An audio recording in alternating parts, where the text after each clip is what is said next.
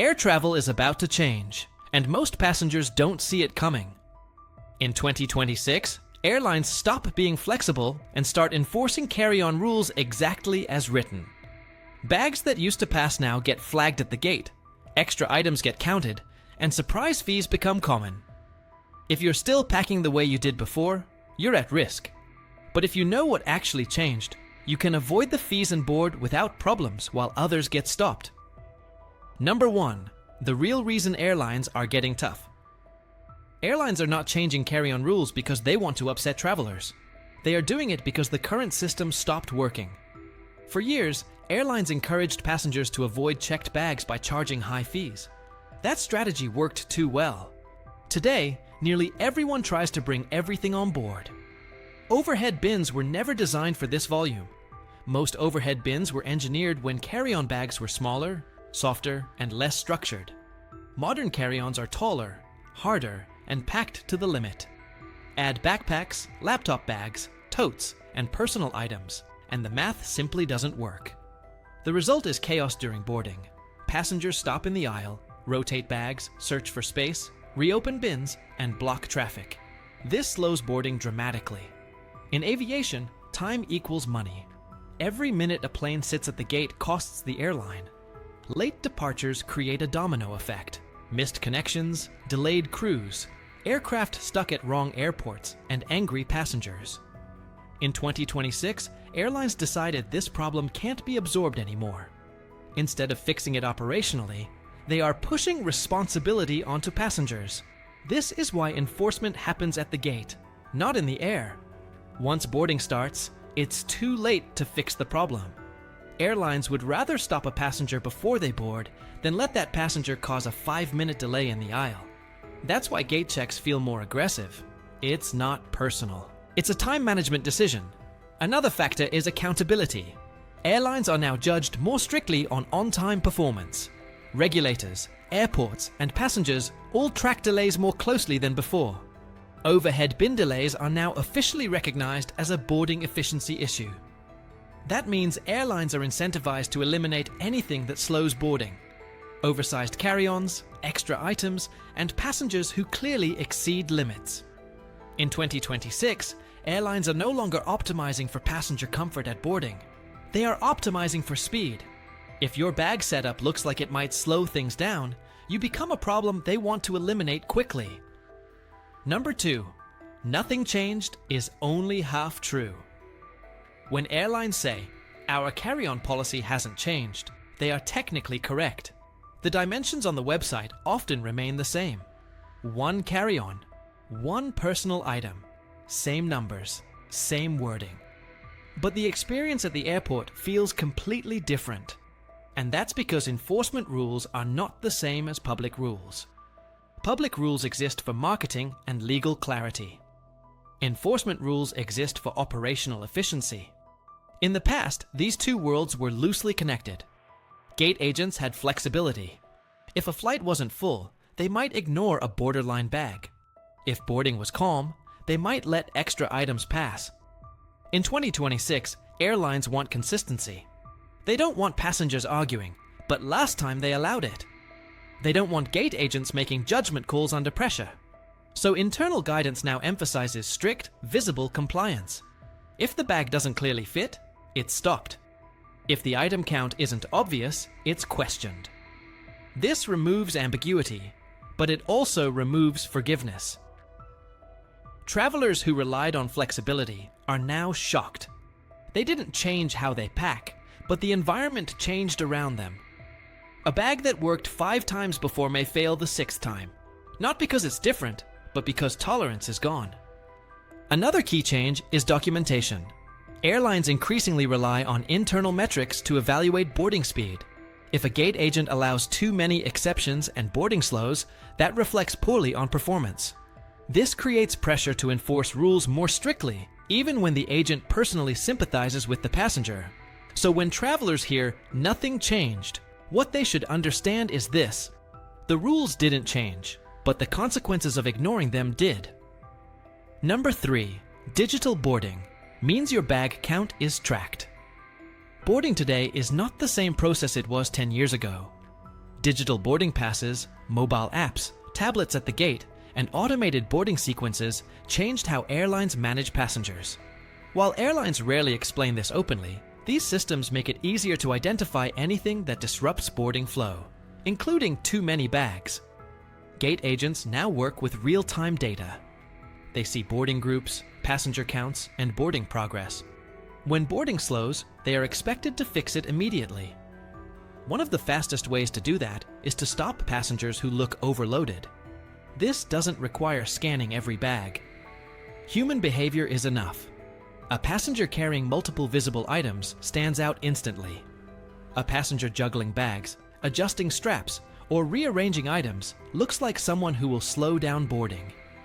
In 2026, that appearance alone can trigger enforcement. Old tricks are no longer reliable.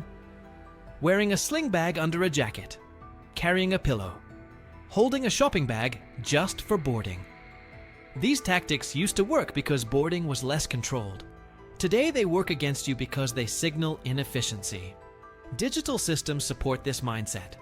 They encourage gate staff to maintain flow, not negotiate. A clean, minimal setup blends into the crowd. An overloaded setup becomes a target. This is why the safest strategy in 2026 is not pushing limits. It's looking boring, looking compliant, looking like every other passenger who boards without issues. Number 4. The personal item is being redefined. The personal item is the most misunderstood part of carry-on rules in 2026. Many travelers still think of it as any small bag. Airlines are moving toward a much stricter interpretation. A personal item is something that fits completely under the seat, without effort, without adjustment, and without sticking out. Structure matters more than size. A rigid tote or hard laptop bag looks larger and harder to store than a soft backpack that compresses. Even if both technically fit, the rigid one attracts attention because it appears to take up more space and time.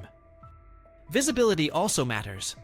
If a bag is visible as a separate item during boarding, it can be counted.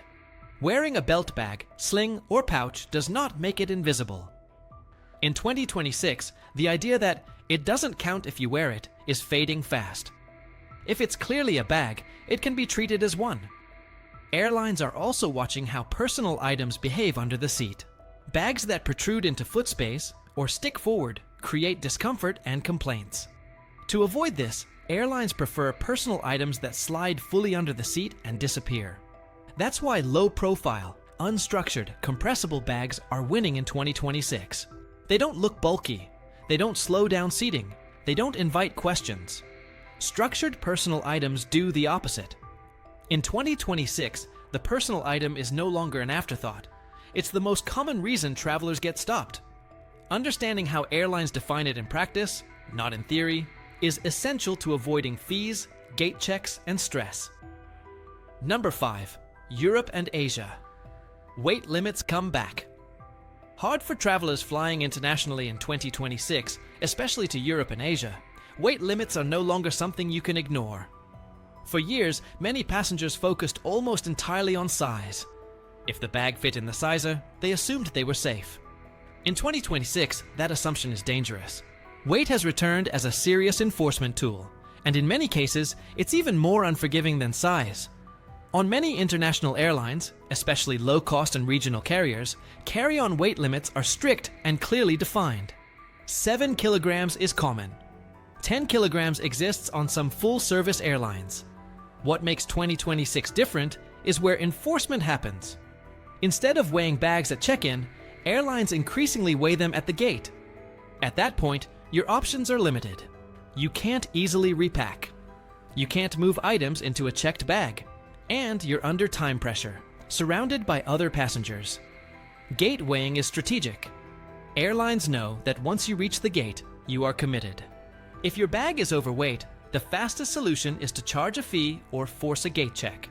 From their perspective, this is efficient. From the passenger's perspective, it's stressful and expensive. This is why packing for weight matters more than packing for space in 2026. Travelers often pack lightweight clothes, but forget about dense items. Electronics, chargers, power banks, shoes, toiletries, and camera gear add weight quickly. A carry-on that looks small and neat can still be overweight. That's why experienced travelers shift heavy items into their personal item whenever possible. Many airlines focus weight checks on the main carry-on, not the personal item. This creates an opportunity if used correctly. Another critical point is that international enforcement is less forgiving culturally. In many regions, rules are applied exactly as written, without negotiation. Arguing rarely helps. But last time they allowed it is not persuasive. In 2026, if the scale says your bag is overweight, that's the end of the discussion. The smartest travelers weigh their bags at home, leave margin, and pack with weight distribution in mind. In Europe and Asia, weight is not a suggestion. It's a rule that comes with immediate consequences. Number 6. Code shares can destroy your plan. One of the most expensive carry-on mistakes in 2026 has nothing to do with packing. It has to do with booking. Code share flights are a hidden trap for baggage rules, and many travelers don't realize they're affected until it's too late.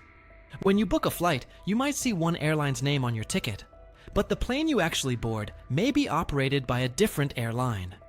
That operating airline's baggage rules apply, not the airline you booked through. This is where travelers get caught off guard. A carry-on that was perfectly acceptable on your outbound flight can suddenly become overweight or oversized on your return flight if a partner airline is operating it.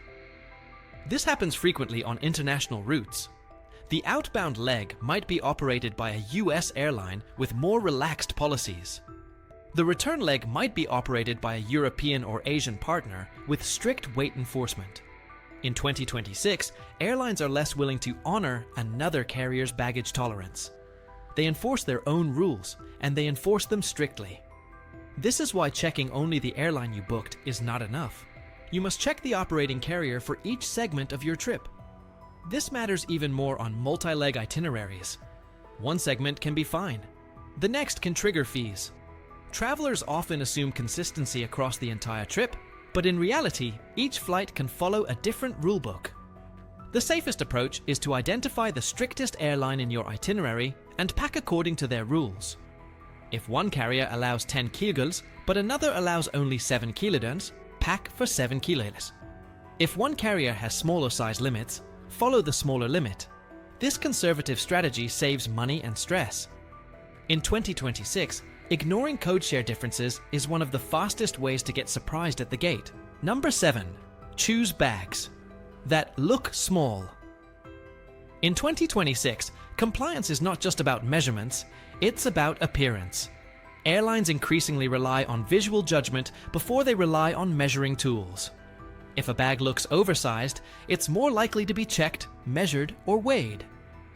If it looks compliant, it often passes without question. Hard-shell bags are a common problem. Even when they meet size limits, they look rigid and full. They don't compress. They reflect light. They appear bulky. Gate agents see them as higher risk because they can't be adjusted quickly. Soft-sided bags, on the other hand, visually signal flexibility. They can compress slightly, flatten at the top, and adapt to tight spaces. Overstuffed bags are another red flag. Expansion zippers pushed to the limit, bulging front pockets, and strained seams all suggest trouble. Even if the bag technically fits, it looks like it will cause delays. In 2026, that perception alone can trigger enforcement.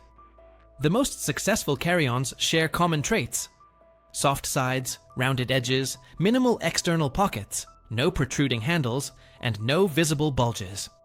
These bags blend in. They don't draw attention. They look easy to stow, which is exactly what airlines want. Personal items follow the same logic. Structured totes and rigid laptop bags look larger than they are. Unstructured backpacks, slings, and soft bags look smaller because they collapse under gravity. In 2026, the visual profile of your bag matters as much as its actual dimensions. The goal is not to impress anyone with style. The goal is to avoid attention. In modern air travel, boring is good. Number 8. Beat the gate check with simple behavior. One of the most overlooked aspects of carry-on enforcement is human psychology. Gate agents do not check every passenger equally. They prioritize efficiency. People who appear likely to slow boarding get attention. People who appear organized and confident usually don't. Behavior matters. Juggling bags, stopping at the podium to rearrange items, fumbling with straps, or hesitating in line all signal potential delay. Carrying a bulky personal item by hand makes it look larger than it is. Wearing it properly or keeping it low profile reduces attention. Timing matters too. Late boarding is riskier. When overhead bins are full and stress is high, gate agents are more aggressive. Early boarding, when allowed by your group, is calmer. Bins are empty. There's less urgency. Enforcement is often lighter. Posture and movement matter more than people realize. Walking confidently, keeping bags under control, and moving smoothly through the gate reduces scrutiny. Looking unsure or stressed increases it. This isn't about pretending. It's about not standing out. If you are stopped, staying calm is critical. Escalation makes things worse. Simple solutions work best. Removing a jacket, flattening the top of the bag, unzipping an expansion section, or redistributing a soft item. That's why smart travelers keep a buffer item near the top of the bag, something easy to remove if needed. In 2026, beating the gate check is not about arguing rules. It's about avoiding attention, understanding enforcement logic, and behaving in a way that aligns with airline priorities. When you look efficient, you are treated as such.